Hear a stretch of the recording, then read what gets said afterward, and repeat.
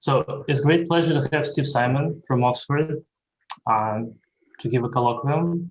Let me say a few words about Steve's background. So some of you know, maybe others don't. Steve has received his bachelor's degree at Brown in 1990. He majored in math and physics here.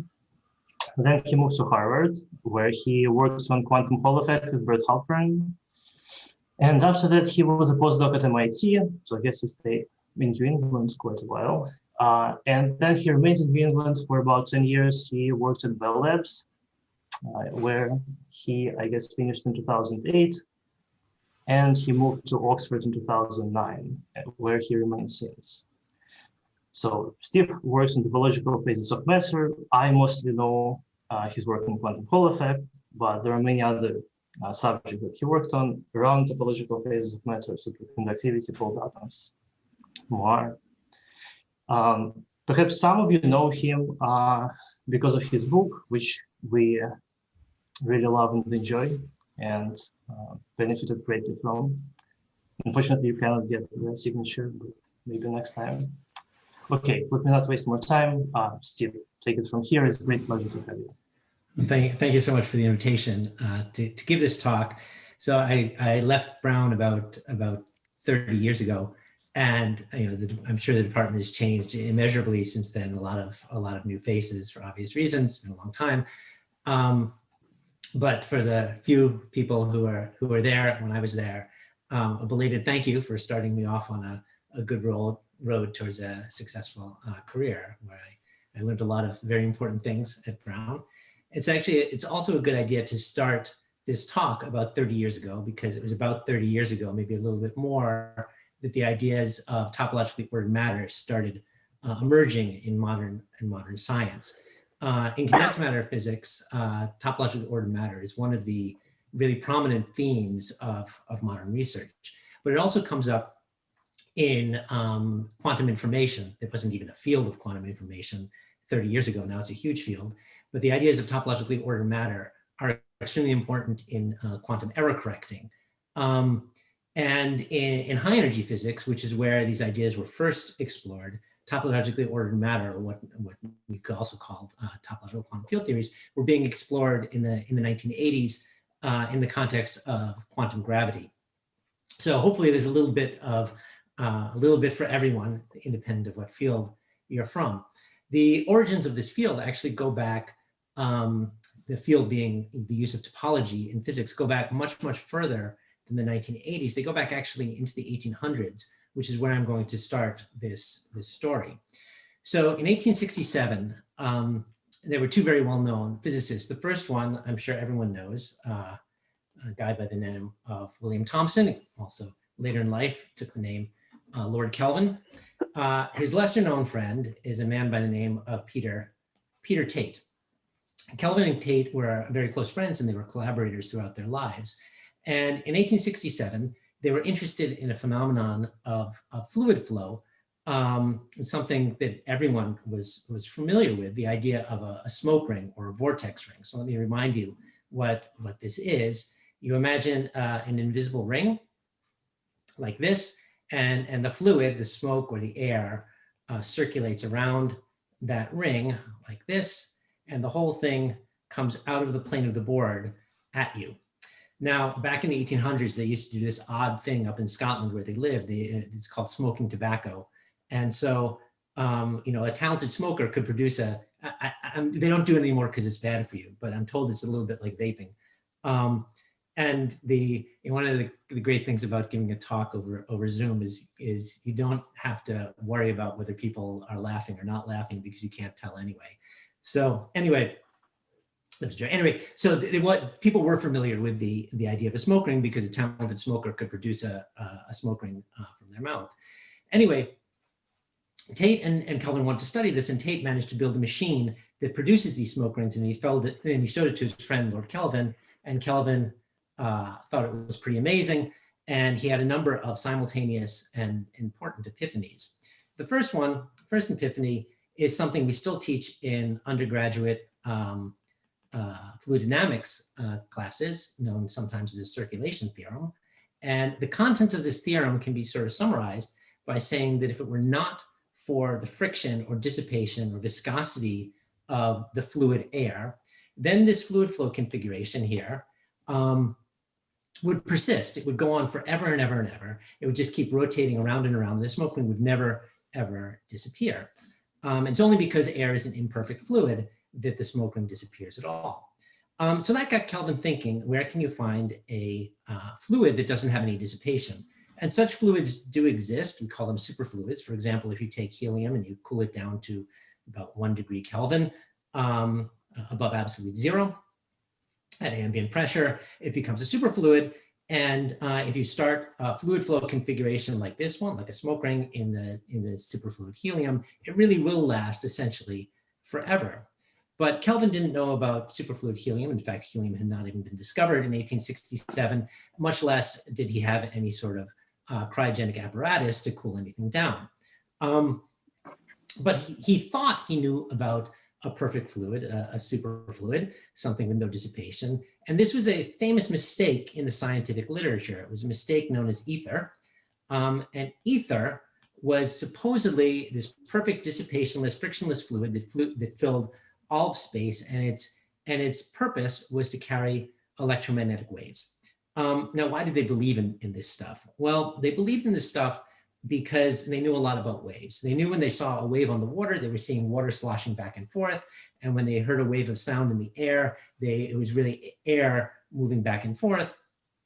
And they knew that light was a wave, it had wave-like properties. They didn't see anything moving back and forth, but they hypothesized that such a material should exist, and they called it ether. And this ether stuff must be extremely dissipationless because you can see light from stars very, very, very far away. And if there's any sort of friction in the ether, the light would never make it to us.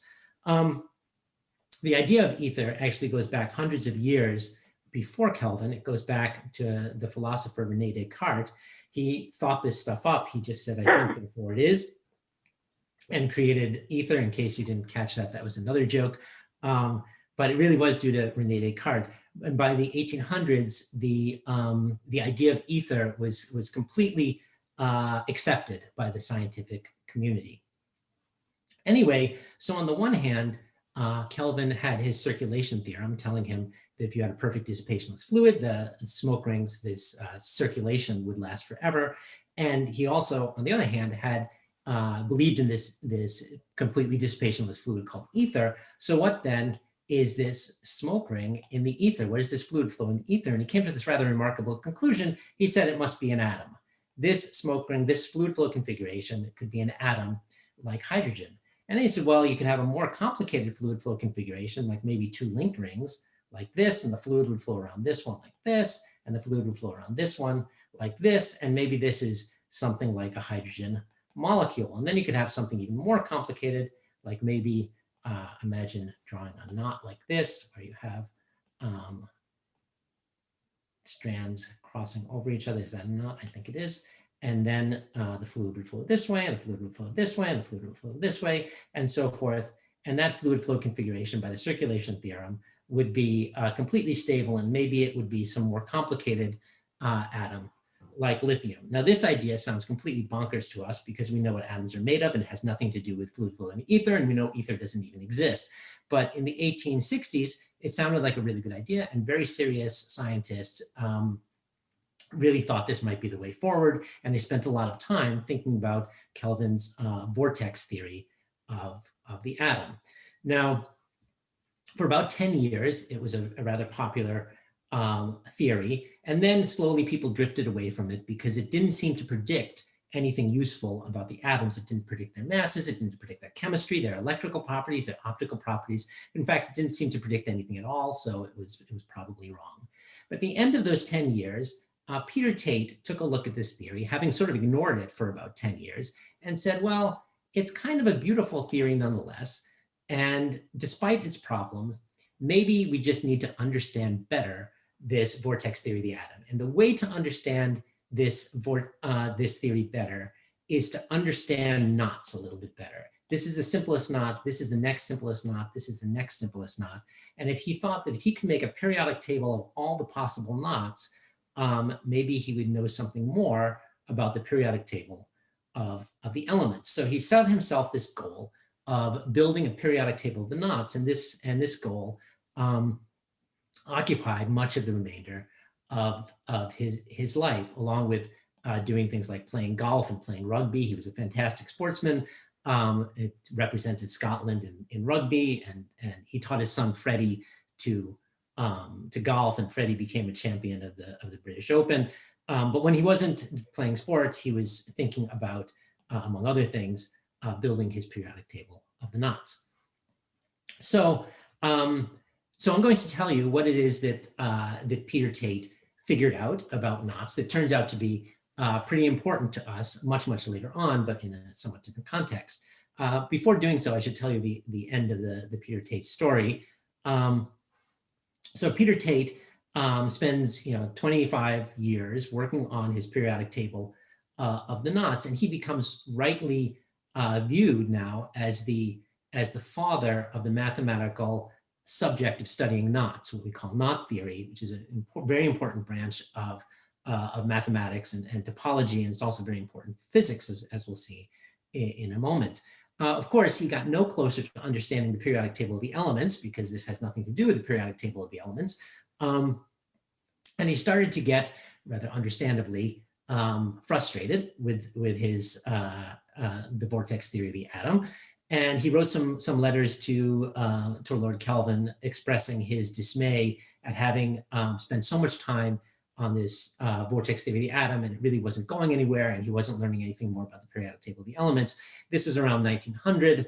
1901, his son Freddie, the champion golfer, was killed extremely young in the Boer Wars in South Africa, and that put Peter Tate in a terrible depression, and he died the following month, very sad at the loss of his son, but also completely depressed, having felt like he had lost so much of his productive scientific career on this vortex theory of the atom that really wasn't going anywhere. And what he didn't realize is that what he learned about the topology of knots was going to be very, very important much later on. He was way ahead of his time mathematically. Some of his conjectures about knots were not proven until about the year 2000, much later. So anyway, so what is it that Peter Tate realized? What Peter Tate realized was that there's a fundamental question in the theory of knots. It's how do you distinguish two knots from each other and ask whether they're the same knot or they're different knots. So for example, I can draw a picture of a very simple knot, just a loop here, sometimes called the unknot. And I'll draw something slightly more complicated over here.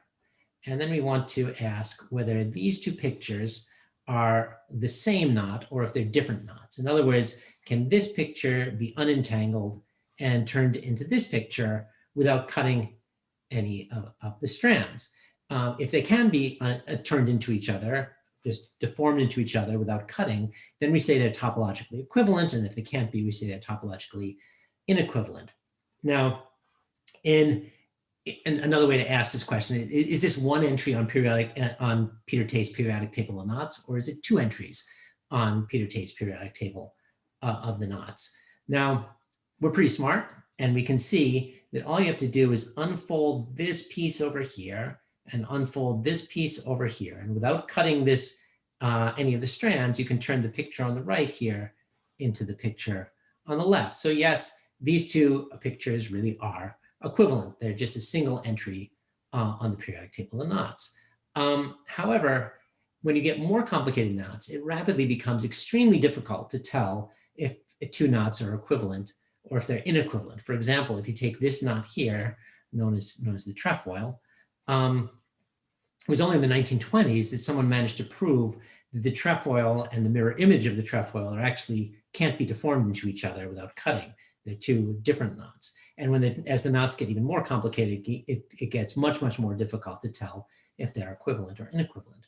So what Peter Tate realized in a slightly different language is that you need a mathematical tool to help you. And the tool in modern language is known as a knot invariant. Now, a knot invariant is any sort of mapping from an input, which is a knot or a picture of a knot, to some output via a set of rules. Now, the output can be a number or a polynomial or an element of group or a mathematical expression. It doesn't matter so much what the output is. What's crucial is the set of rules. The set of rules have to be cooked up in such a way such that topologically equivalent knots, two knots that can be deformed into each other without cutting, have to give the same output. Let me repeat that. Two knots that can be deformed into each other without cutting have to give the same output.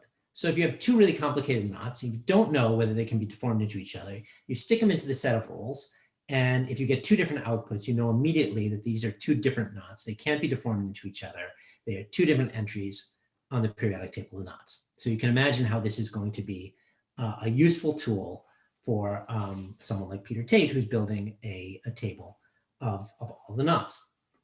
Now, to show you how these work, I'm going to give an example of a particular knot invariant. This is not one that was known to Peter Tate. It was discovered much later in the 1980s, sometimes known as the Kaufman bracket invariant. And it is named after its inventor, Von Jones. Von Jones. That's a joke. It's not named after its inventor, Von Jones. So Von Jones is a very famous mathematician, a Fields medalist. He just passed away about 2 or 3 months ago. And he won his Fields medal. This is like the highest prize in mathematics for his work on the theory of knots. Louis Kaufman is a very good mathematician. He's not a Fields medalist. What he did, in my mind, is at least important as what Von Jones did. He managed to simplify what Von Jones was doing to a point where I can explain it to you in about 3 minutes, which is what I'm about to do. Okay, so in order to define the Kaufman bracket invariant, or Kaufman invariant, as I'll call it, first thing you have to do is you have to pick a number. We'll call it A. A stands for a number in our case. Right now we'll leave that a variable, but we might give it a value, a complex value later on. And then there's just two simple rules that we have to remember in order to define the Kaufman invariant. The first rule is a very simple rule. If you ever have a loop of string with nothing going through the loop of string, you can replace that loop of string with the combination minus a squared minus a to the minus 2. And that combination occurs so frequently, we give it its own, name, we call it D. So the rule is very simple. A loop of string is worth D, okay? The second rule is a little bit more complicated. If you have a picture, and in that picture you have two strings crossing over each other like this, you can replace that picture with a sum of two pictures. In the first picture, the two strings go vertical, and in the second picture, the two strings go horizontal, and then the pictures get prefactors of A and A inverse. So what am I doing here? What I'm doing is I'm sort of doing some sort of algebra with pictures. I took a picture, I replaced it with a sum of two pictures, and the pictures got algebraic prefactors. Now, if it's not clear what I'm doing here, I will do an example to hopefully make it a little bit more clear in a moment. These are the only two rules we're going to need, but I'm actually going to cheat and draw a third rule, which is going to look exactly like the second rule, except all the pictures are rotated by 90 degrees. Okay, so it's really the same rule. You're just looking at all the pictures from the side. And the reason I'm drawing the rule twice is because it's easier to draw the rule twice than it is to ask you to rotate your head at a later moment. Okay. All right, so now these are the rules that we need for the Kaufman bracket invariant. And let's do an evaluation of the Kaufman invariant for a simple knot. So let's take this knot here. That, saw this one before. And to try to evaluate it, we've focused in on this upper little crossing here. Okay, this upper little crossing looks exactly like this crossing. So that looks like that. So we can replace that crossing with A times vertical plus A inverse times horizontal. And then everything else gets filled in exactly as it is over on the left. So nothing else changed except what was near that little crossing, okay? All right, so is it clear what I just did? Yeah, everyone happy? If you understand this, you'll understand everything. This is the most important moment of the day. Okay.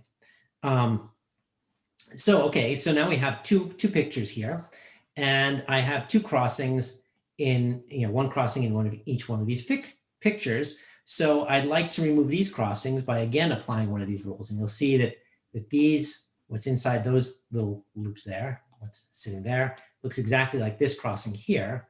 So I'm going to use that second rule. So let me actually just bring down this factor of A here. So I'll make A, I'll open up some brackets, and then I have A times horizontal plus A inverse times vertical, and then I fill in everything like it is up here. Everything here goes unchanged. Close up on the bottom, close up on the bottom, that. Okay, and then this A inverse comes down here, A inverse, open up a bracket, and then we have A times horizontal plus A inverse times vertical, and then we fill everything else in unchanged. Okay. Okay, so now I've gotten rid of all the crossings in my pictures, and everything that's remaining in those pictures is just a loop. And we have this rule up here that a loop is worth this variable d. So let's replace each loop by a factor of d. So a little bit of algebra here. We get a squared times 2 loops, that's d squared. This a cancels this a inverse, and there's one loop there. So this gets d. Then we have an a canceling an a inverse here. We have 3 loops. So then we have a d cubed. And then we have a to the minus 2, and a to the minus 1, a to the minus 1 makes a to the minus 2. And we have 2 loops. So a to the minus 2, d squared. Okay, so we need one little more piece of algebra, and that's to, let's just grab this over here, copy there, bring it down here. This is a great thing about doing things on an iPad. You can just copy things. Okay, we need that little piece of information. So we can take a squared plus a to the minus 2 here, these two, we can bring them together and get minus d times d squared is minus d cubed. So I put together a squared and a to the minus 2. I got minus d, then multiplied by d squared in each case, gives us minus d cubed. The minus d cubed cancels the d cubed. And in the end, all I get is just this one remaining factor of d. That's the only thing left. Okay, that's the end of the calculation. Yay. Okay, before your very eyes, I have calculated the Kaufman bracket invariant. Now, why is that so exciting? Why does that get yay? Well, the reason that gets yay is because way back at the beginning, I was trying to evaluate this bracket invariant for this funny looking figure 8 knot here. But secretly, I know that this knot is actually just a simple loop like that. I can deform it into a simple loop without cutting.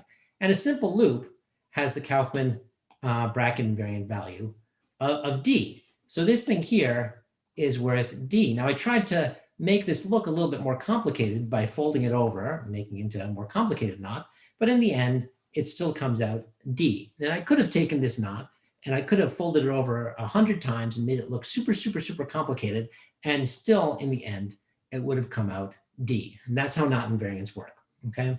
So you can understand how it is that this is going to be really useful if you want to build your periodic table of the knots. You have a knot, you don't know what it is, you just stick it into the to this machinery, and out comes some expression, and you can compare that to other expressions to see if two knots could be the same or not. Okay, now if you think about it a little bit harder, you might say, well, wait a second, this is maybe not as useful as you're making it sound, because it can actually get kind of difficult to calculate these Kaufman invariants. This knot had 2 crossings, and I ended up with 4 diagrams. If I had had 3 crossings, I would have had 8 diagrams. 4 crossings would have given me 16 diagrams. 5 crossings would give me 32 diagrams. So in general, we know how this works. The number of diagrams would be 2 to the number of crossings. And this grows exponentially. And we know what happens with exponentials. Exponentials always end in great sadness and misery in one way or the other. And in this case, it just becomes impossible to calculate the Kaufman invariant of complicated knots. It's really super easy to draw a picture of a knot with 100 crossings. And the number 2 to the 100th power is so enormous that if you give this problem to the world's largest computer and let it chew for 1,000 years, it would still never spit out an answer, okay? So you say, okay, maybe this isn't such a useful tool. We'll come back to that, okay? So after this long introduction, mathematical introduction on some interesting information about knots, I'm going to return to physics. So I'm going to introduce a different idea, which sounds like it's different, although it's going to turn out to be exactly the same, which is the idea of a topological quantum field theory. Quantum field theory.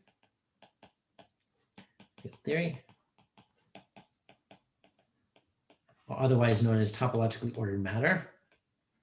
Topologically ordered matter. Hi, Steve. I want to have a question. Yeah.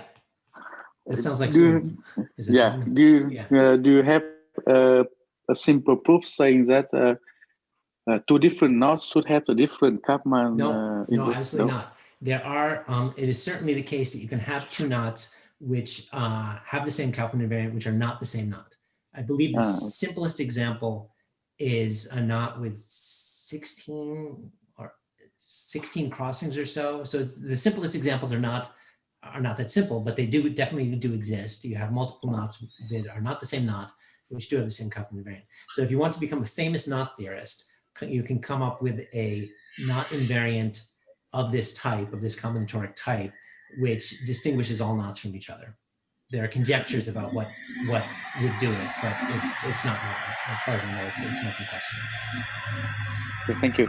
Yeah, you're welcome. I have another. Yeah. Oops. Hello? Okay, whoever just asked seems to have muted or is gone. Okay. Can you hear me? Yeah, now I can hear you. Yeah, go ahead. All right. Do you know, or can you say anything about requiring a finite number of not invariants in order to have a table in the first place? Because as in topology, we need an infinite number of invariants, then it's not very useful. To uniquely distinguish all possible knots. Right. So there, as I said, there's conjectures about how many different knot invariants you would need to distinguish all knots from each other.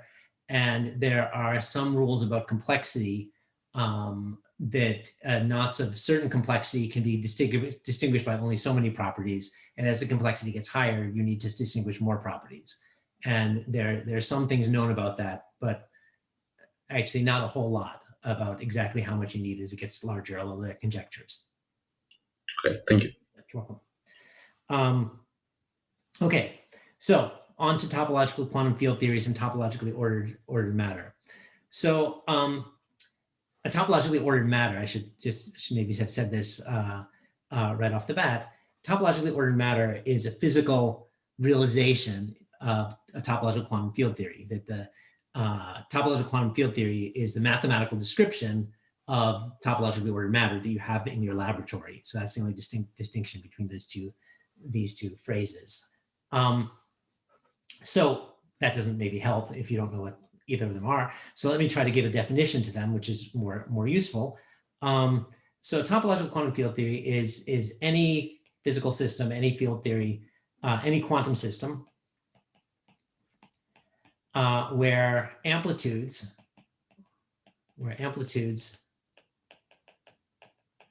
are determined by topology, not geometry. Okay, it's an important phrase, so let me repeat it. Amplitudes are determined by topology, not geometry. So let me try to put some flesh on that statement by drawing some examples here. So let me, I'm going to draw a two-dimensional system. Every physical system I'm going to talk about from here on is going to be two-dimensional. So I can draw it as a flat system, say a disk. So there's my flat two-dimensional system. And I'm going to draw time as going up vertically like this.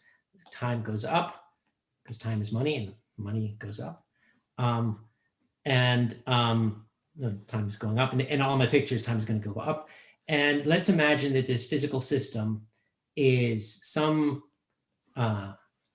phase of matter with a, it's in a ground state. It's a gapped ground state. There's no low energy excitations. It's very boring. You can think of it as being the vacuum of this system. It's an uninteresting vacuum just sort of sitting there by itself. However, we can do something interesting to it by putting in energy to the system. Let me add some energy. And then that energy can particle, antiparticle create. So it creates a particle, antiparticle pair like this. And then maybe I can put in some more energy over here with a photon or something like that. And that particle, antiparticle creates over here. And then maybe we'll drag one particle around the other particle like this. And then we'll bring these things back together like this, and back together like this. And we'll try to get them to reannihilate. But what comes out here is the measurement. So the measurement is what happens when you bring the particles back together. Now, there's several things that can happen when you bring the particles back together. One possibility is that they give off the same energy you put in, and the system goes back to the same vacuum state you started with. So you put in the energy, you move some particles around, you bring them back together, they reannihilate, you get back to the original ground state. But another possibility is that they refuse to annihilate and they form some sort of bound state that won't go away, okay? Now, those two outcomes can happen with two different probabilities or probability amplitudes. And this shouldn't surprise us. We know in quantum mechanics that outcomes of experiments are always probabilistic, but you can figure out what the probabilities are by doing the experiment many, many times. And sometimes, number of times out of 100, one result happens, and sometimes out of 100, another result happens. So we can measure the two different probabilities.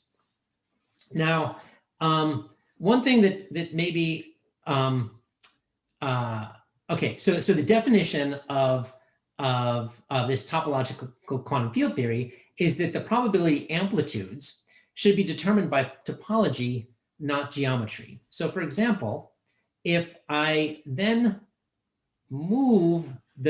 change the path of the particles, change the path of the particles to particles doing this, and maybe change the path of this particle to particles doing this, I claim that the probabilities of the outcomes remain the same. That the only thing that the system cares about is the topology of the space-time world lines that I drew here. I can change them around as much as I like, make it much, much more complicated, and like this. And as long as the topology of the picture remains the same, as long as I didn't use scissors to cut these two strands around each other to untie this knot, then the probability of the two different outcomes at the end of the measurement is going to remain the same. That's what I mean by a quantum system where amplitudes are determined by topology, not by geometry. It only cares about the topology of the space-time world lines and what knots they made in space-time.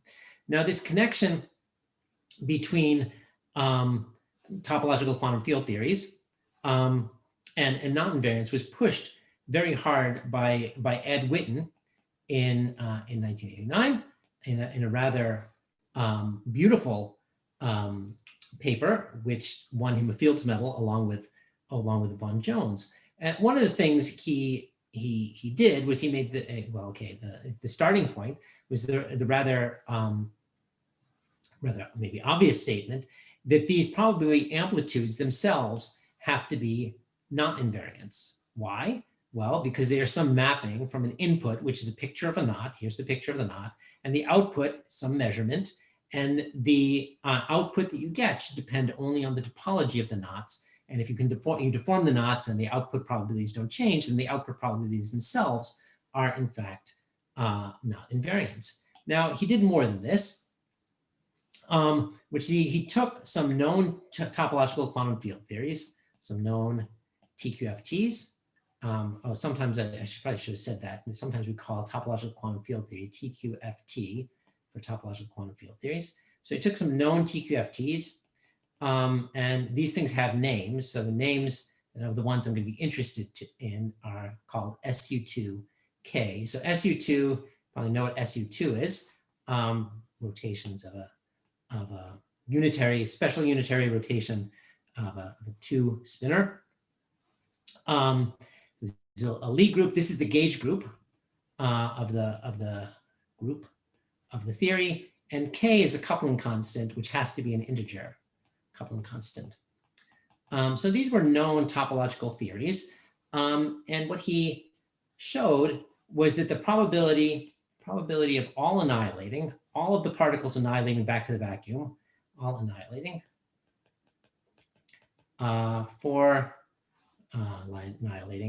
for the SU2K topological quantum field theory with gauge group SU2 and coupling constant K, which is an integer, is exactly the Kaufman invariance, up to a normalization. So let's make a Kaufman invariant here. And you have to remember the Kaufman invariant. To define the Kaufman invariant, you need to pick a number A, and the number that you're supposed to choose is A equals, well, I e to the I pi over 2k plus 2. So if you have this physical system described by this gauge group and this coupling constant K, oh, there's the number, this is K sitting right there. Let me draw it again so you can actually read it, K plus 2. So you have this, this physical system described by this gauge group and this coupling constant. If you want to know, you make the particles, you try to re-annihilate them here. The probability of all of them annihilating back to the vacuum is given exactly by the Kaufman invariant. Probability amplitude is you have to square the Kaufman invariant. The amplitudes of the Kaufman invariant, the probabilities of the Kaufman invariant squared, using this value of A for that coupling constant K. Okay, so this all sounds like some interesting mathematics. What's more interesting is that these are not just a figment of Ed Witten's. Do people know Ed Witten, a famous string theorist who sort of invented the field of string theory? This is not just a figment of Ed Witten's overactive imagination. We actually believe that there are physical systems, real systems, that behave this way. And many of them are of the type SU2 level K, although in fact, they come with other gauge groups as well. But most of them are of the type SU2 level K, and let's just make a list of some of them. SU2 level 1, this is also, for those who know what it is, it's also a U1 at some radius. This is a so-called Hebelian topological model or fractional statistics. This has particles which are neither bosons nor fermions, but have some sort of intermediate statistics. And most of fractional quantum Hall effect, most fractional quantum Hall effect is of this type. There's SU2 level 2. Whenever you hear people talk about Majorana systems, it's been a very popular subject in the last decade or so. Majorana systems are all roughly in the class SU2 level 2. This includes one particular fractional quantum Hall state, the so-called equals 5/2 fractional quantum Hall state. It includes helium 3A superfluid film.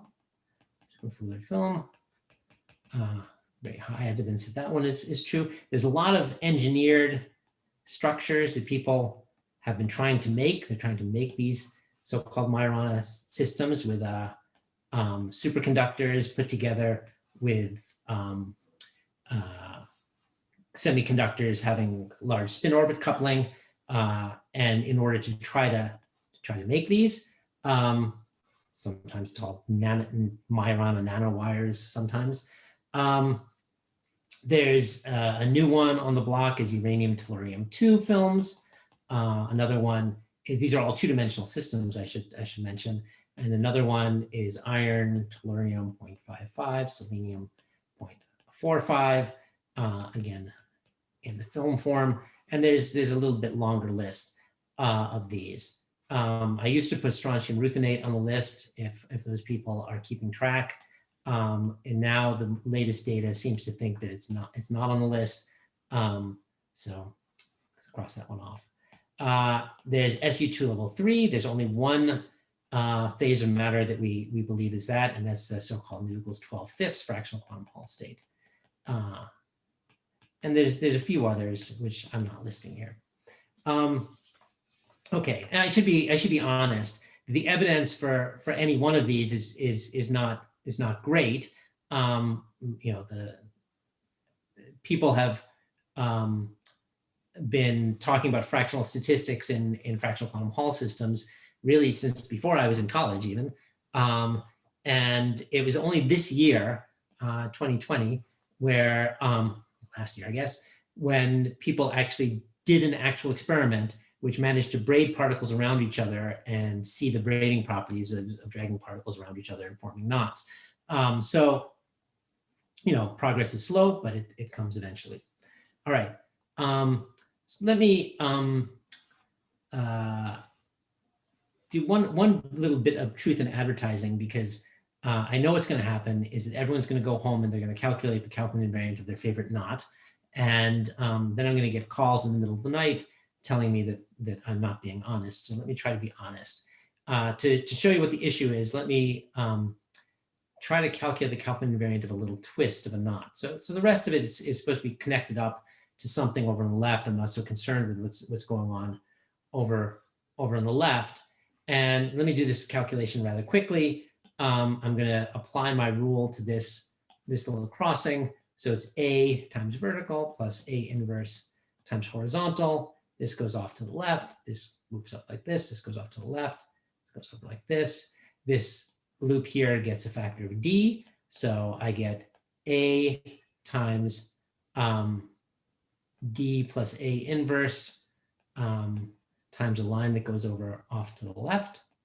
And if with a little bit of algebra, you can see that this is now minus A cubed times a line that goes off to the left like this, if I didn't make any mistakes. And the reason why people will be calling me up in the middle of the night and saying that something's wrong is because I promised you that if two knots can be deformed into each other without cutting, they should have the same Kaufman invariant. And now I just showed you that in fact, they differ from each other by a prefactor of minus A cubed. So, what's going on here? Did I lie to you or did I not? Of course I didn't lie to you because I wouldn't do that. You have to, what's going on here is that you have to think of these strands as being sort of thickened into like a hose or ribbon or something like that. And if you thicken them, you'll realize they're actually not the same. They can't be deformed into each other. If I pull this tight to try to get rid of that little curl, what you get actually looks like this.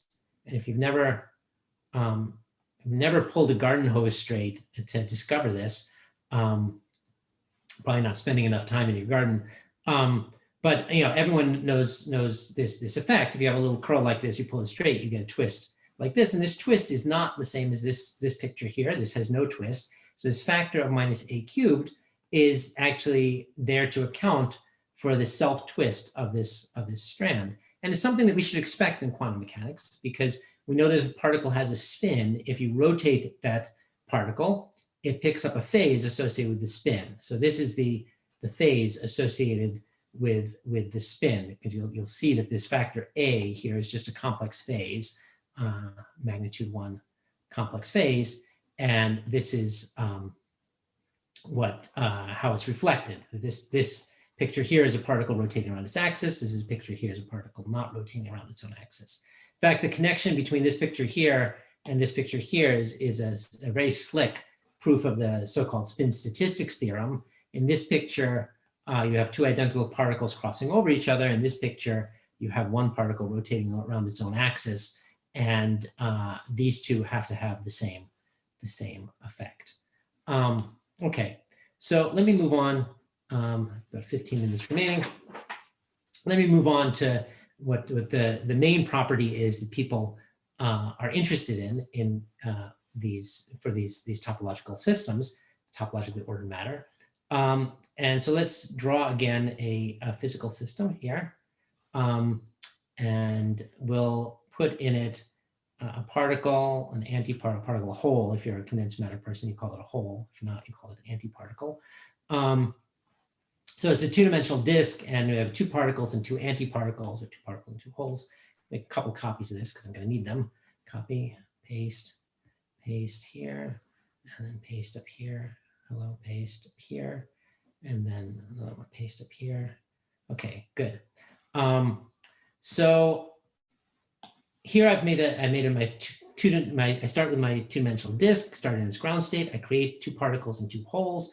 And in most physical systems, an insulator or a superconductor, any system with a gap, no low energy excitations, if I tell you, you start in the ground state and I tell you add some particles here, add some holes there, you've told me what the wave function is. You can imagine just hitting the initial state with some creation operators and some annihilation operators. But in topological theories, that's not true. There can be more than one ket, which are linearly independent, two different linearly independent kets, described by the same, locally the same, in the same sense that I can say that they both start from the ground state and add two particles and two holes at these different positions. Anything you measure locally will say that these are the same, but in fact they're linearly independent. Why is this? Well, because topological theories know something about the space-time history. Again, thinking about time as going vertical, these two could have been pulled apart from each other this way, or they could have been pulled apart from each other this way.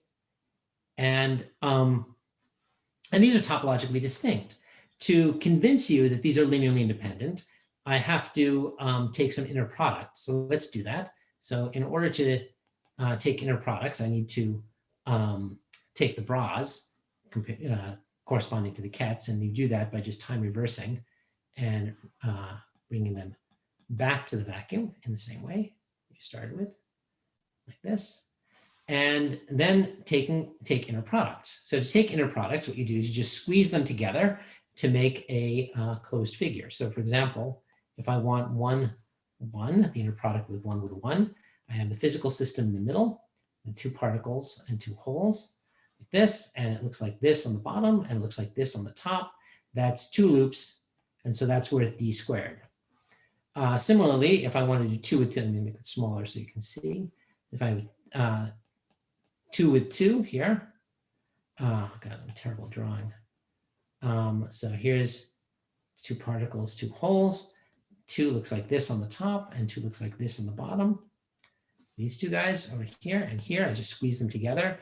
And this also looks like two loops, and that's also d squared. But if I take 1 with 2, like this, it looks like 1 on top, looks like 2 on the bottom, and this is actually 1 loop. So this is d. So this tells you that, if the inner product of 1 with 1 and 2 with 2 are both give you d squared, but 1 with 2 gives you d, then 1 and 2 are linearly independent unless d has magnitude 1, which it doesn't except in the case of coupling constant, except for this case, SU2 level 1, it does. But okay, in the other cases it doesn't, telling me that these two things are linearly independent wave functions. I can do more than this. I can do something more complicated before squeezing them together. I can, do some complicated braid like this, and this guy goes over here and under here, and this guy goes like this and like that. And this would give me some sort of 1 braid 1. And the braid makes some sort of unitary operation on the two-dimensional space spanned by the kets 1 and 2, and you're evaluating its expectation here. Now, let me go back to the title of this talk. If I go all the way back up to the top, the title of the talk is Why You Should Be Interested. Why should you be interested in this at all? And go all the way back down. I cleverly called these 1 and 2, but if instead I had called them 0 and 1, you would have thought of a qubit immediately. And that indeed is why people are interested in this. They're interested in making a quantum computer or a quantum memory out of these physical systems. And the idea of doing this is credited to two very, very smart people. Alexei Kitaev, actually one of the smartest people in physics these days. Many of the best ideas in the community have come from Kitaev. And Michael Friedman, another Fields medalist. He won his Fields medal in the 1980s for work on the Poincare conjecture. And their idea kind of looks like this. Give myself a little more room. In these pictures, these pictures here, with two pairs of two particles, two holes, I got two possible linear states, or one linearly independent states, or one qubit, and 0 state, or 1 state. So if I want to have lots and lots of qubits, here's my two-dimensional system. Time goes up like this. I just make lots and lots of sets of particles. So there I just made four qubits, lots of particles, lots of holes. If I want to do some computation, I want to do some unitary operation on this Hilbert space, I do so by braiding the particles around each other in some complicated way. We spent quite a lot of fun calculating exactly what sort of knots, what sort of braids that you use to do various calculations. And then you bring them back together at the end of the day, and then you measure, do they reannihilate or do they not reannihilate? And that is the readout of this experiment. So there's two things in the remaining 5 minutes, there's two things that I have to convince you. The first thing I should convince you is that, one, that you can actually do computation this way, and second, that you would want to do it. So the first question is could you do quantum computation this way? Well, maybe if you, if you sort of think in terms of unitary operations on a Hilbert space, it's maybe obvious, but you can also think about the Kaufman invariant. Remember, we declared the Kaufman invariant was computationally very difficult to calculate. If you had a knot with 100 crossings, it would take 1,000 years for the world's biggest computer to calculate the Kaufman invariant. But if you had these particles in your laboratory, you could just form the knot that you're interested in and then measure whether they all annihilate to the vacuum. And that would give you the Kaufman invariant squared of that particular knot. You measure it enough times, you can get an estimate of the Kaufman invariant as precise as you need, which is something that a regular computer could never do, even the world's biggest computer in 1,000 years. So it obviously has computational ability beyond regular computers. What's maybe a little less obvious is that it's able to do all the quantum computation things that people want to do with quantum computers, like factor large numbers and spy on your neighbors. The second question that we should answer is, why would you want to do quantum computation this way? Well, it comes down to the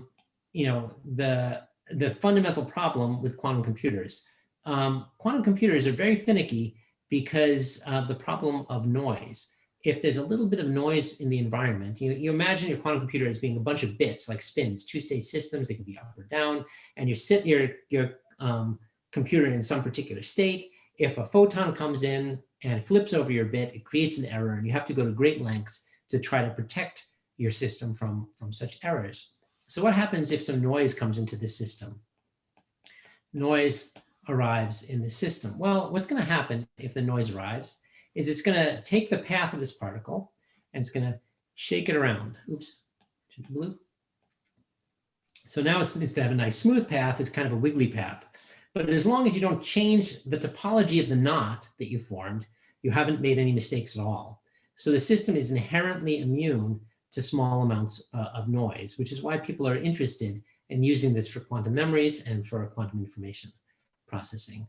I guess, since I've used up most of my time, maybe I will stop there and take questions that people might have.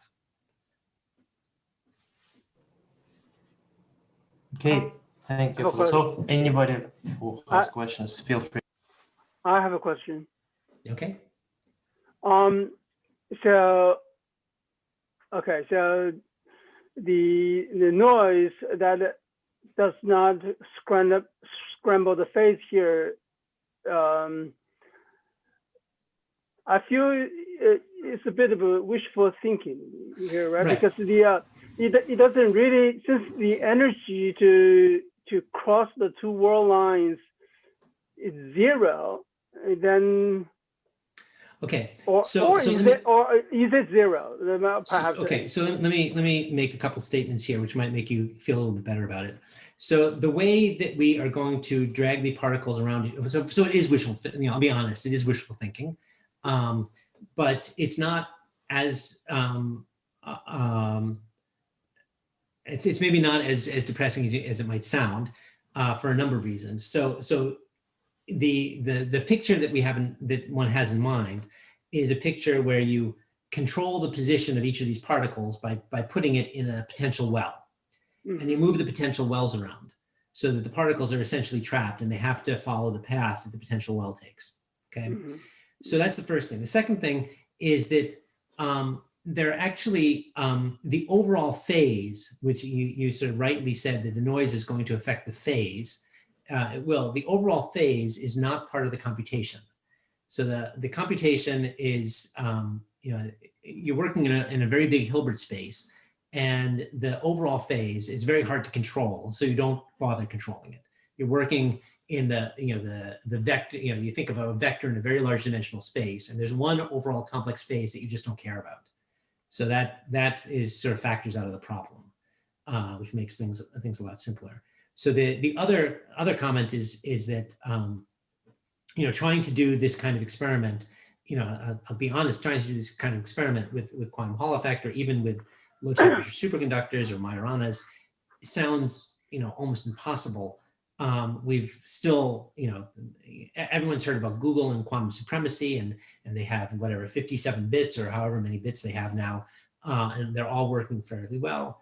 And we don't have a single topological qubit, so we're way behind them. However, I don't lose hope because once we have enough qubits so suppose Google wins and their transmon qubits dominate the world, and that's how we're going to build a quantum computer. That's fine because they're going to need a quantum error correcting code. And the quantum error correcting code that is actually the best quantum error correcting code by most measures is known as the surface code. And the surface code is nothing more than building a topological quantum field theory artificially with your qubits and then moving particles around to form braids within your sort of artificial phase of matter created by the qubits. So it's sort of, you're doing the same thing, but it's sort of a meta level.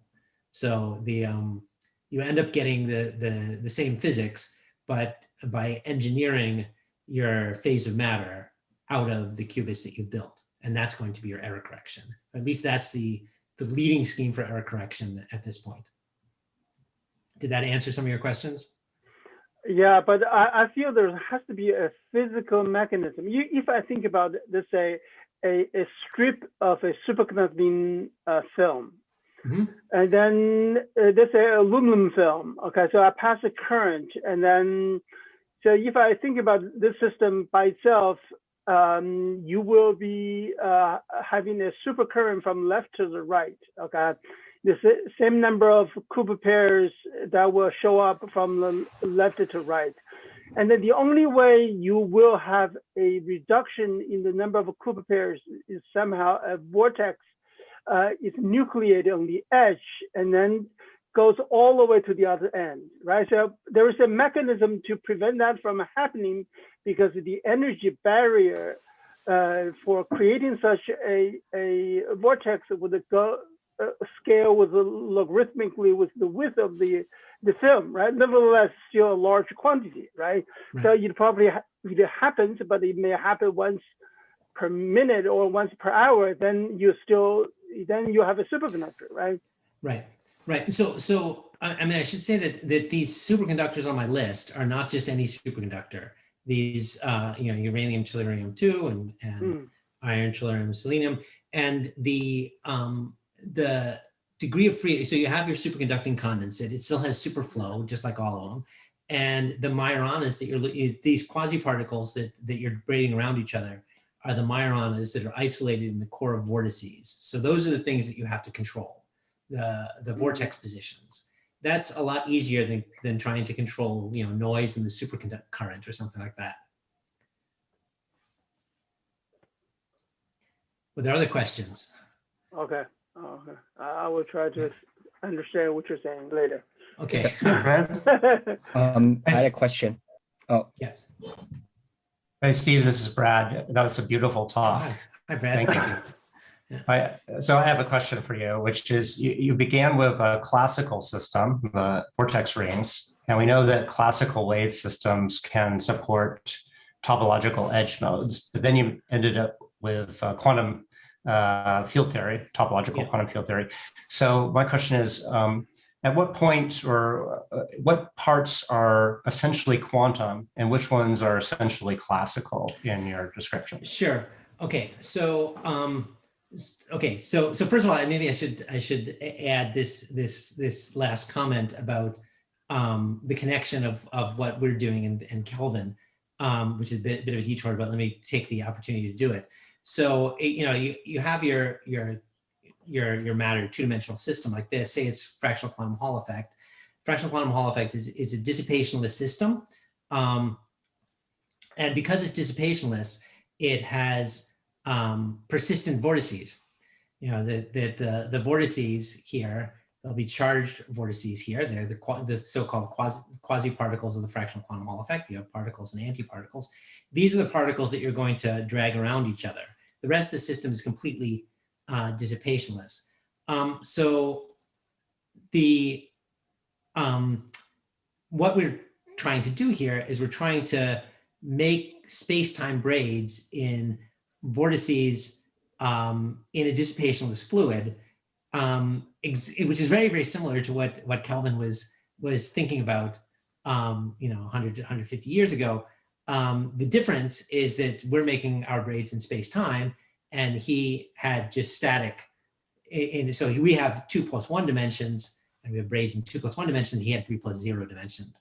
But otherwise, it sort of looks very, very similar. Now, back to your question, that where did it become essentially quantum? Where it became essentially quantum is that you need to have there needs to be a Hilbert space that you need to be working with. And, so Kelvin had this idea that the different configurations would correspond to different atoms, but somewhere along the line, when somewhere around here, I guess, we have the idea of quantum amplitudes and quantum probabilities, and this is where we have a sort of multi-dimensional Hilbert space creeps in, and I think this is where it becomes fundamentally quantum. I'm not sure if that's a great answer, but in our two-dimensional system here, we had to have linearly independent quantum states that can be added to each other in superposition, and I think that's something is a fundamentally quantum object. Then I'm not sure. Well, let me just follow up. Would you say that the complex nature of the amplitudes in the quantum field theory that is represented by complex numbers, that's crucial? That's the crucial distinction? Well, about 10 years ago, Sid Nagel asked me, is there a classical analog of a topological insulator? And I said, no way. This is not at all possible. And then Charlie Kane and Lubensky proved that I was completely wrong about that. So maybe I'm being too negative about what is the fundamentally quantum part of this. I wouldn't say it's necessarily just the complex amplitudes, although the complex amplitudes do seem to be pretty important. I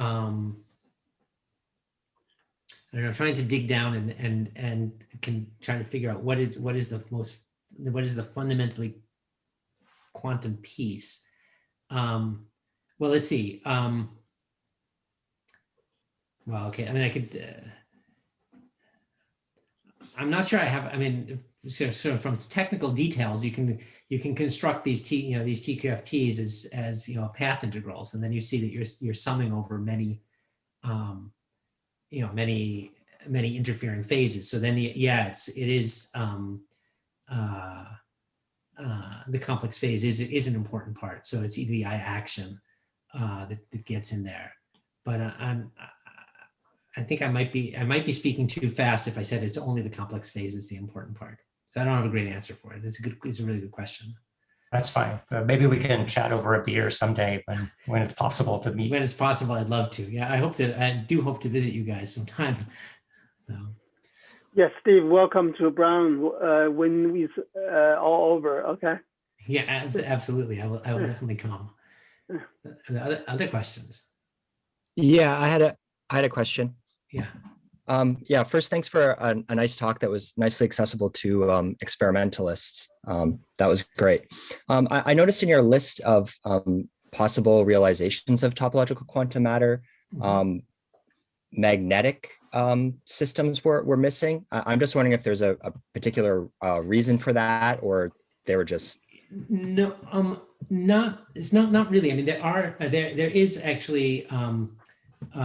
Let's see. So ruthenium trichloride is a spin system that is supposed to fit into one of these classes. Potentially it's in this class. Potentially it's in this class. Potentially it's in none of those classes. I didn't list it for no particular reason. So it's probably just because I forgot to write it. But there's no particular reason why the magnetic systems, the spin liquids, can't be on that list as well. So, yeah, okay. I mean, they're maybe more challenging to yeah. Okay, that I have another question that's maybe somewhat related to Brad's question, Okay. but more specific to the field. So sometimes people distinguish between topological quantum matter and other types of topology in condensed matter, like topological insulators. Yeah. Can you comment on what the distinction is? Okay, so yeah, so it gets quite confusing actually. So topologically ordered matter here, so I can give a crisp definition of what I mean by topologically ordered matter. Topologically ordered matter is something that's a topological quantum field theory with the property that basically that it has so a theorist definition is if you put it on the surface of a torus, it has a degenerate ground state is one definition of it.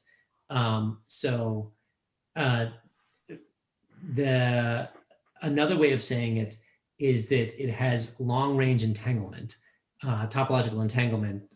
The long range entanglement is what's responsible for that degenerate ground state on non-trivial topologies. So it knows about the topology of the surface that you put it on. So topological insulators do not have this property. So they have topological properties of some sort, but they do not have that particular property. You cannot use them for quantum computation, at least by themselves. People will say, well, but if you have a topological insulator and you approximatize it with a superconductor, then you have something more interesting. You're creating long-range entanglement from the topological properties of the insulator, but the topological insulator by itself does not have this long-range entanglement. So I think what the fundamental piece here is long-range entanglement has to be there to be topologically ordered. Thanks. Following up on the same question, 2 weeks ago, I listened to a online retirement symposium. One of the speakers made a observation that he said is a Russian physicist. I think he's somewhere in Europe. He said any state of matter that if the state of matter depends on the edge or the shape of the system, in other words, whatever the state of the system is in depends on the condition on the edge or whether it's elongated or it's flat. And then there's some fundamental topological reason for it. He said he made some comment about, let's say, if you think about just a simple magnetic system, if you have a film, because of the dipole interaction, the magnet tends to break into domain walls.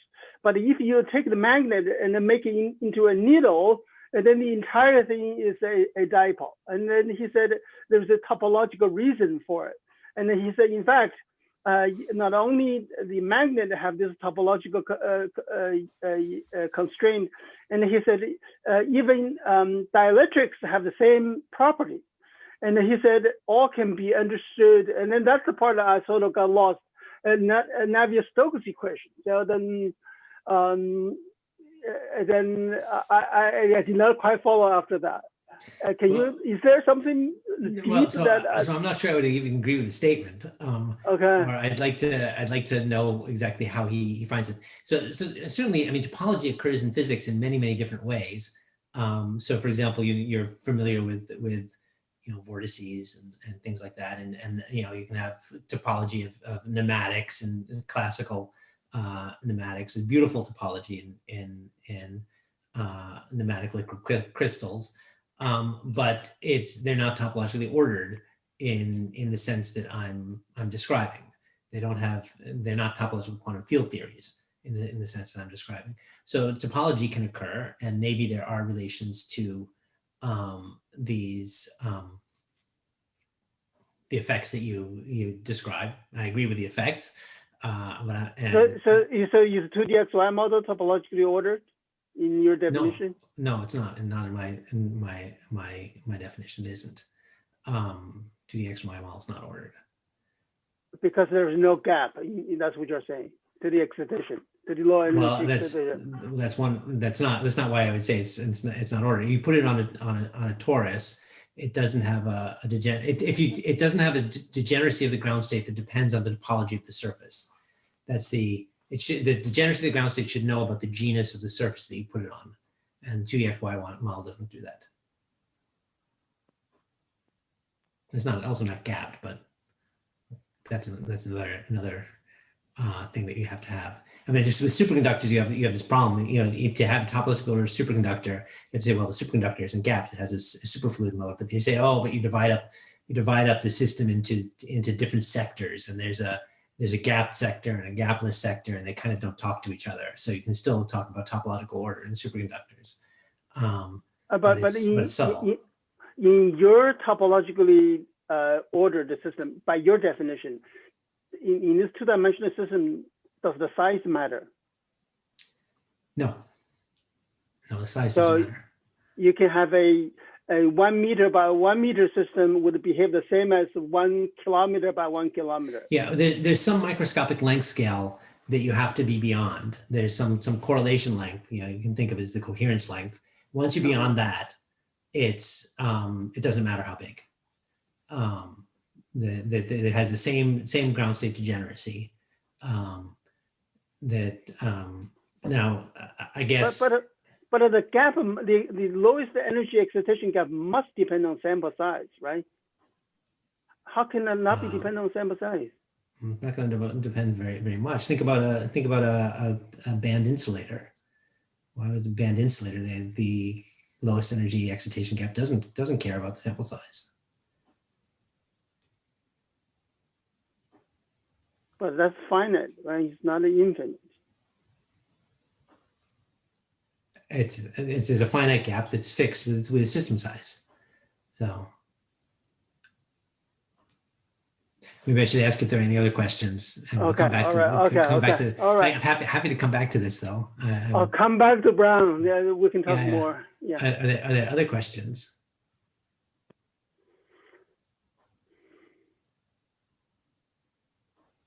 If there are none, I will take my opportunity to ask you. Do you know if Kelvin knew about vortex reconnections? Oh, that's a good question. He could have invented nuclear physics, right? That atoms can transmute into other atoms. Yeah. I can't remember if he knew about this. I have some recollection of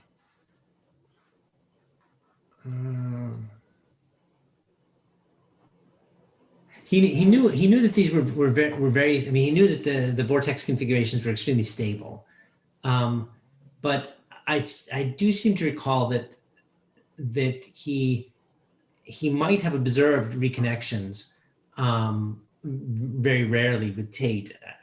I have some vague recollection that he might have done this, because I remember there was some argument about he probably didn't actually see it. That it's very hard to actually see vortex reconnection in fluids. That you have to work very hard to do this. And it's likely that he did not actually see it, even though I think they might have talked about it. So he may have been aware that such things can potentially occur especially when there's viscosity. But I'm sort of only vaguely remembering what I had read about. So I don't have a great answer, but I think he may have talked about possible reconnections at some point.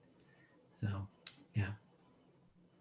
He was. I mean, these guys were remarkably smart. I mean, the kind of things that they were able to sometimes figure out.